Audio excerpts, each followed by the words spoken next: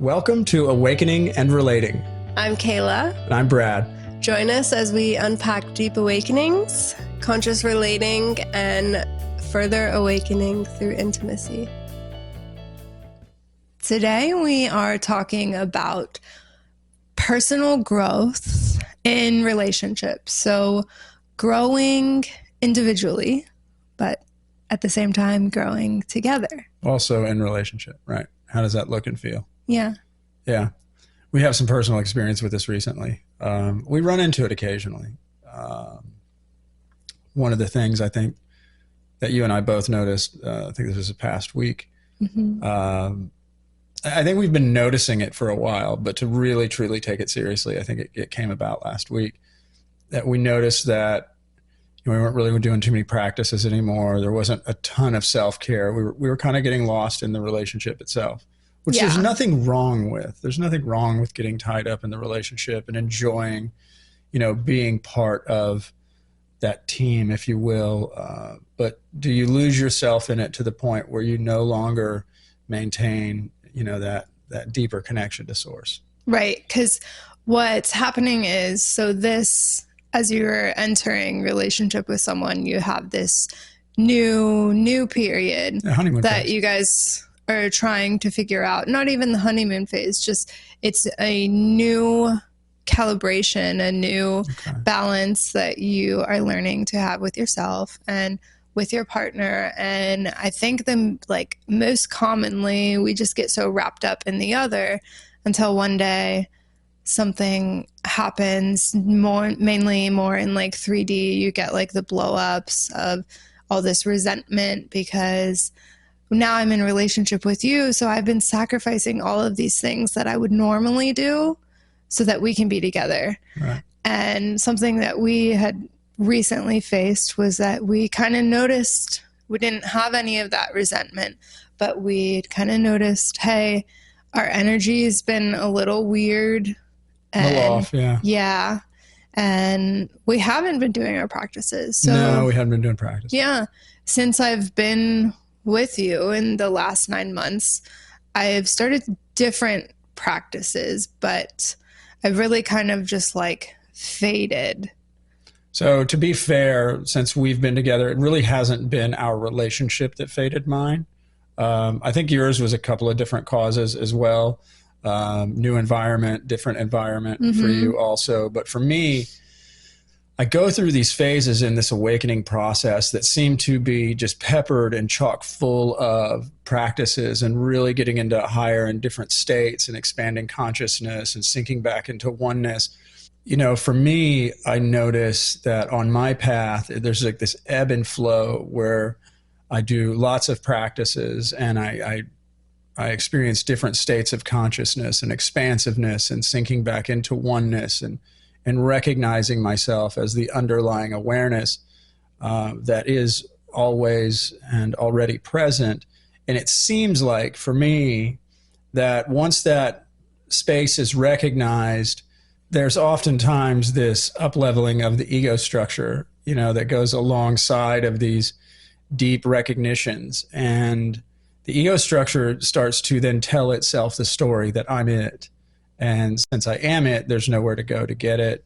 There's nothing to do to get it. Yet the ego structure being sneaky and sly and what it is, and it's not something to be avoided. It's just natural that you're a human and you have an ego structure. But without practices on some level for a certain period of time, you do kind of lose the sense of connectedness, right? And for me, I've been going through this now for about, 2017, so middle of 2017, so many years now. And this ebb and flow of connectedness and the sensations of disconnectedness. And so, it's something, practices are very useful. You can't use them as a crutch, but for most people to start, you will use them as a crutch, right? But there are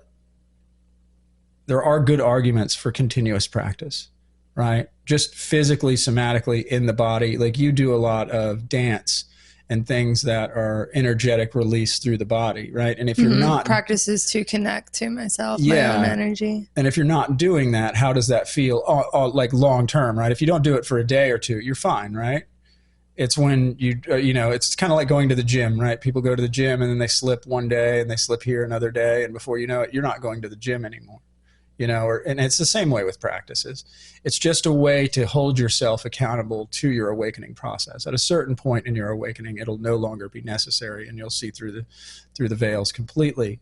But for most of us, that's going to take some work. Well, that's the thing, is because we feel like these practices are what connects us, or I don't feel as connected if I don't do my practices. Mm-hmm. But it's not that the connection just isn't there. It's just that we're not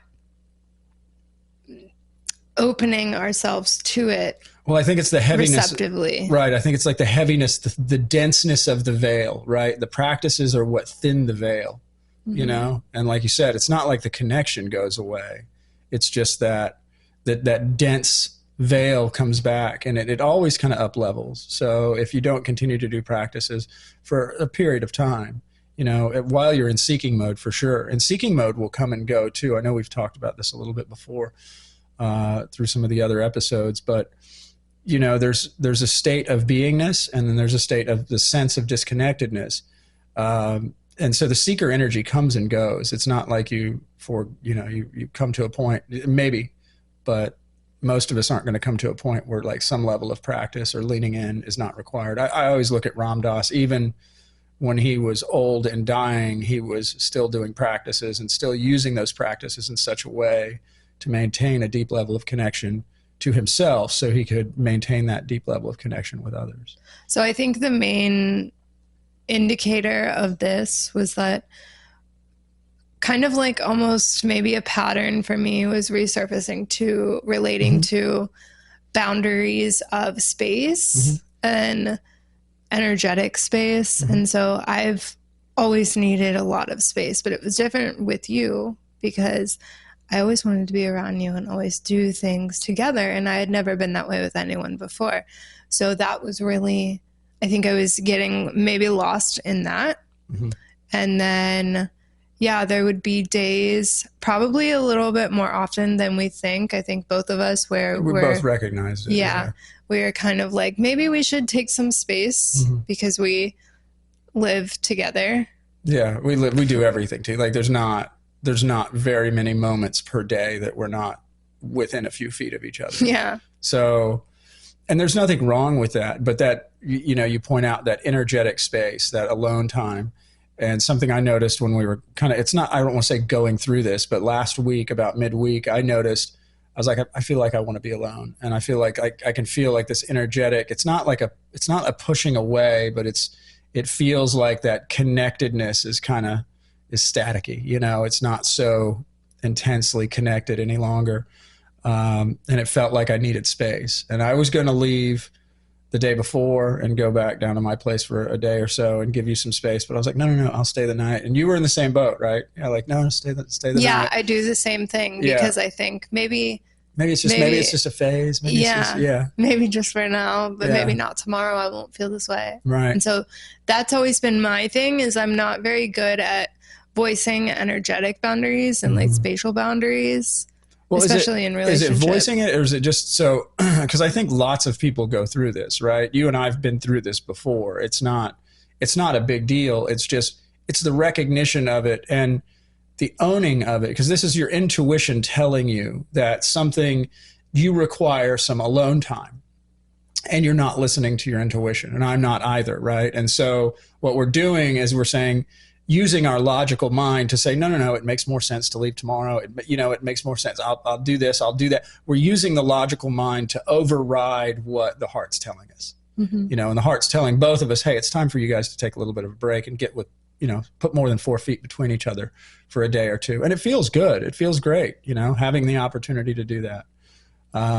But again, I think for you and I, like, we're together a lot. I know if, for example, I've lived the 3D world life, and you wake up and you see your partner in the morning, you have coffee and maybe breakfast together, and then everybody's out the door, maybe a few text messages or phone calls during the day at most. And then you see each other for a few hours at night. And usually that's chock full of television and things that are distractions. So that's where I kept telling myself it was different with you, because we didn't have any of that space of like how normal relationships would. And we were so connected that it was like, oh, this can't be that big of a deal because we've been together for 28 days in a row without any personal space. Like, we can keep going. If we made it this long, we can keep going. But I think, I mean, we certainly could keep going. Not that we could do 56 days. I mean, we could do 1,000 days. I don't think that matters, but is that healthy, right? Are you listening? And I guess what we're getting at here is, are you truly listening to your intuition, right? Right. So I have a problem with feeling it and believing it until it's too late. So being in tune with that feeling until it's too late. Yeah. And then I kind of, sometimes it doesn't happen really that much anymore with you too. Sometimes I would get that resentment of like, and it's just like this underlying like, with you. And then that's where we're really good at like noticing of like, oh, why am I being this way towards you? Let me look a little deeper into it. Yeah. I think if you use it as a signal to, like you say, go deeper and feel into the situation and recognize that your intuition is trying to tell you something, you'll put yourself in a better space, not only for your own awakening, but for the relationship that you're in to grow effectively as well. Right. Because that's the whole thing of what we were doing together is we only came in relationship together to grow together, which means that we need to, in order for that to happen, we both have to continue our individual growth, which can't always happen when we're together 24/7. Right. When we do an okay job of giving each other space, like some mornings you'll go into some somatic release and, you know, sometimes I'll leave the room or just be in the same room and have headphones on and go into meditation. But when we're together, we still try to maintain that. But I think what we're getting at is there is time for and a space for personal space and personal growth that is not part of the team effort of growing together, right? Like if we continue to grow as individuals, then we're far more likely to grow together with each other than if we stifle our growth as individuals by looking too much to the mind and, you know, using the stories of the mind to say, oh no, 28, we can do more than 28, or, you know, or everything's fine. This is just an off day. Like really lean into your intuition and the feelings and the sensations inside of you and use that as an indicator, you know, to find out if you need space. I don't think that you can grow together if you're not growing individually. I don't think you can either. Like in what direction would you grow? I think the only real, because quite frankly, the awakening journey itself is a solo mission. Like the final steps of awakening are not something anyone can give you. It's not something that you can even find. It's already here, but that letting go, that release into this now, that recognition that you are the underlying awareness that makes all things possible and that is always here and already you, that's not something you can do together. You know, I mean, maybe through something like a dyad, there's some different like meditative approaches, but I'm saying like just in regular old everyday relationship, you know, like, hey, we're taking notes about this. We're on a webinar or a Zoom meeting about that. We're going to the grocery store, right? That's not, you can turn that into something that's meditative, but boy, you got to be pretty far down the path if you can go to the grocery store and make that a meditation, you know, just because all of the distraction. I mean, you and I just went to Walmart like 2 weeks ago for just a couple of things. And it's just so packed with dense, energetic, heavy beings that by the time we got out, we were both exhausted. And I think we were only in there like 25 minutes, both absolutely exhausted. So what we had done at that point after was we just took a couple days together, separate. Yeah, just took a couple days. We give each other a little bit of space, not as many phone calls, you know, just take your time, be you in your space. And then we got back into our practices. Yep. Yeah. And then it was like in like 24 hours, we're like, whoa. Yeah, right back. Yeah. Both of us, you know, right back. And it's like, it's what works for me doesn't necessarily work for you and vice versa. So it does make sense to give each other the room to explore that personal growth aspect alone. you know, and to do that unimpeded and uninterrupted with somebody else's energy and their presence. And so it makes sense. Because you can't even show up in relationship if you're not giving the time for yourself.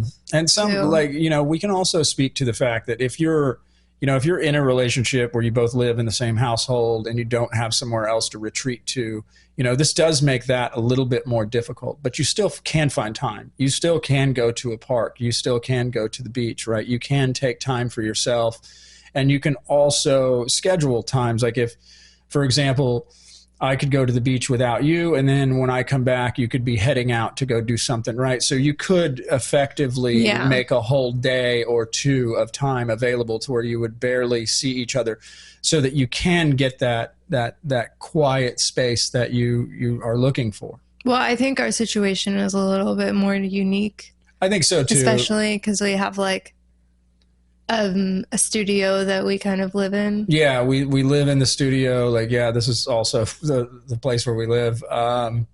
So, and we're also, gosh, we got so many irons in the fire. And we're doing also something else that is like, gets to be a little bit intense between us, is that we have two businesses together. Yeah, we have two businesses, multiple businesses. Which is really cool, because like I've never been able to go into business with somebody. Yeah. We're stuck to each other, with each other for a while. It gets a little intense. Yeah, it does. But that's the thing too, because our business, the way we address business is completely different too. Yeah, we're complete opposites. Yeah, the way we go at any type of business situation is wildly different. Mine's by the seat of my pants and we'll figure it out. And yours is, no, I got to be ready, prepared, organized. Let's go in, you know. And my methods always worked throughout my lifestyle, or throughout my life. So there's no reason to change now. And yours works for you, so no reason to change that. But as we work together, sometimes, because they're so, it's kind of a dichotomous relationship, you know, they're kind of, those two methodologies are kind of diametrically opposed. So when you're trying to be super organized and I'm just scribbling stuff on a napkin and just showing up and being like, you know, hey, what's this meeting about? What are we doing? Who am I talking to? Let's go, you know, and you're like, no, we're talking to Sally. Sally's this. I set up the appointment last week. Don't you remember? Yeah. Yeah. So it's an interesting, but we do good navigating it. I think we do a really good job navigating. And I think everybody else can too. And that's the reason we're sharing this today, is that being in a relationship is a challenge, like being in any human relationship, whether it's an intimate relationship or not, or it's just somebody that's a friend. As you grow more deeply into your awakening itself, you know, that's going to change how you interact with those around you. But if you don't make time for your own growth, right? Where are you headed? Like, are you going to stay stagnant and stuck? And most likely the case, like not always, but most likely, you know, so make time. I guess what I'm saying is make time for yourself. Make sure that you're prioritizing self-care. And you know, if you feel that that sensation inside of you that's whispering to you, that's telling you in your heart, like, hey, maybe this needs a break. Maybe you could use some downtime. Don't push it away. Don't use the logic of the mind to push it away, because that's what most likely happens, you know, in all of this. And if you're in a relationship, you can also use this as an opportunity to grow together even deeper. Because like, we have a plan now-ish. I like plans. You're not really about them, but we're like, okay, we wake up in the morning. I'm going to do my thing. You do yours. And then we regroup back at like 10 o'clock. And then we do our things together for the rest of the day. And then like on Mondays with like the business stuff that we do, it's like on Mondays we meet up. What do we need to get done this week? Let's plan it. Just keeping more organized, making sure that we both have our own space and are able to do practices together and just be in relationship together. Yeah. And, you know, part of the challenge with that is that as we work together, there are business decisions that have to be made. And again, we have different approaches. Like the whole reason we do the Monday thing for the organization is obviously not Brad, right? So we get organized, we plan out our week, and it's super useful. You know, I mean, it's totally useful. If you're in business, it makes sense to be organized.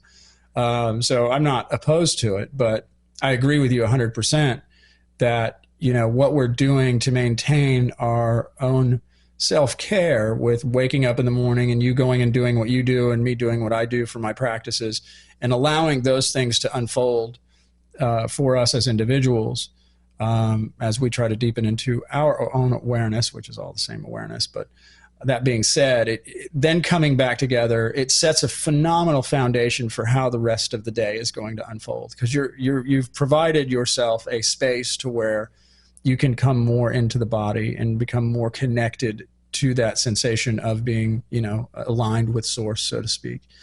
And then when you come together, everything's a little bit easier. Mm-hmm. And we go even deeper in the practices that we do go together, mm-hmm. because we do things together, mm-hmm. and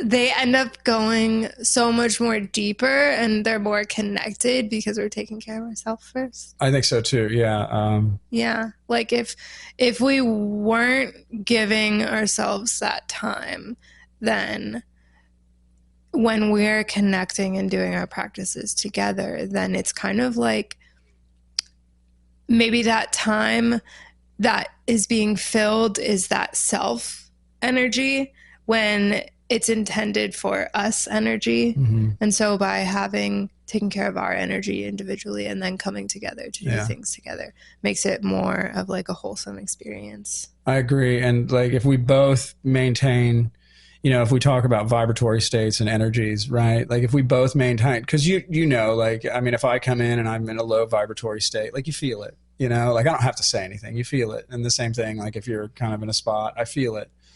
The oddity of it is, and even though that we're in, and trying to maintain a highly conscious relationship, I think we do a better job of this than the average 3D couple would do. But sometimes like you'll be like, hey, are you okay? And I'm like, yeah, I'm fine. And I know I'm not fine. It happens very rarely, but it's still something that does happen. The ego structure is strong. It's been there for all of your life, and it's not just going to fade away completely and never show back up, but it's cultivating awareness into those patterns and then allowing yourself to express that to your partner, like, hey, something is going on, maybe I'm not sure what it is, but it feels heavy. It feels dense. It feels, like it wants to lash out. And, I know that's okay. Just, this is how you can support me through this, or I need space. Mm-hmm. Either of those options is fine, but being able to communicate that is key. High levels of communication are key, and to be upfront and honest with what's actually going on. But notice that when you get stuck back in the game of saying no, I'm okay, even though you're not, that's okay too. Don't beat yourself up for it. Just recognize that it's an old pattern. And that old pattern's back, and you can, by the recognition of it, you can begin to let it go, and then you can start to communicate openly and freely. Yeah, well, I think that's like you're saying, like very, very important, because even if you acknowledge it and you're aware that it's there, even if you continue to make the same thing or continue to feed the pattern, at least you're aware of what you're doing, mm-hmm. and so you're like 10 steps ahead than if you didn't know it all. Absolutely, 1,000,000%, yeah, because pattern recognition is almost a foundational tool for awakening anyway. You have to begin to recognize your patterns. If you don't, you're in a space of your ignorance and you don't know what you don't know. So then there's nothing to fix. It's like that saying from Gurdjieff where he says, if one is to escape prison, one must first realize they are in prison. If you believe yourself to be free, no escape is possible. And so the ego structure generally thinks it's free already, and it has free will and it makes decisions and all this stuff. But as you start to recognize that these are just old patterns, the recognition of the pattern, like you say, even if you give into the pattern, the being aware of it and noticing that, okay, I'm giving into this thing, but it is not me. It's just a pattern that has been developed over a lifetime, and it's running, and that's okay. And I'm not going to beat myself up for it, but I am aware of it. Yeah, for sure. So for those of you that are in relationship right now, if it's with an intimate partner or just friends or family, just, be gentle with yourselves, be gentle with those around you, continue the self-care practices, continue doing what it takes so that you can maintain your higher level vibratory state, so that you can become aware of your patterns and share that sensation of love and openness and joy with those around you. Mm-hmm. Yeah. And then the relationship will be deepened. Yeah. Because the more intimate you are with yourself, the more intimate you are with your partner, the more deeper they can meet you, the deeper that you are with yourself. Yeah, and you can certainly start to expand your consciousness in and through and with your partner at that point. Mm-hmm. And it takes a little bit of work, but it's doable. So yeah. Thanks for joining us on Awakening and Relating. Please like, share, and subscribe. See you next week.